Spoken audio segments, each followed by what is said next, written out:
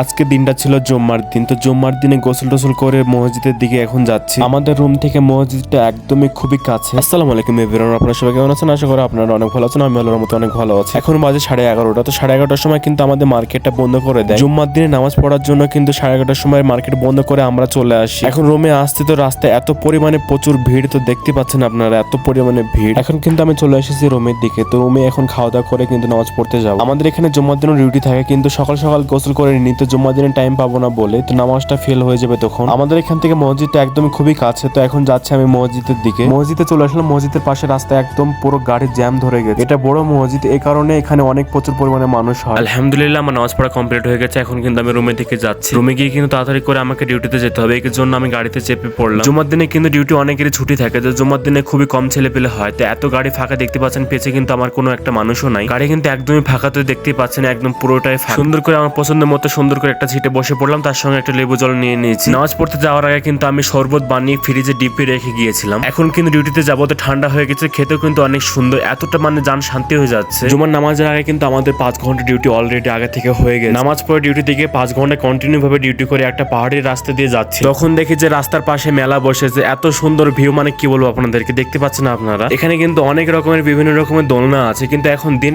এতটা সুন্দর লাগছে না। মেলাকে কখনো দিনে ভালো লাগে, মেলায় তো রাতেই মানায়, তো রাত না হলে কিন্তু মেলা জমবে না একদমই। তারপরে আমরা সবাই ভেবেছিলাম যে মেলাতে আমরা যাবো, তো যেহেতু এখন দিন, আমাদের এখনো কিন্তু খাওয়া দাওয়া হয়নি, গোসল করা হয়নি, রান্না বান্না করতে হবে, রুমে গিয়ে অনেক কাজ, এই কারণে আমরা কিন্তু মেলাতে থাকলাম না, সোজা চলে গেলাম আমাদের গুহতে। ভিডিওটি এ পর্যন্ত, সবাই ভালো থাকবেন, টাটা বাই বাই।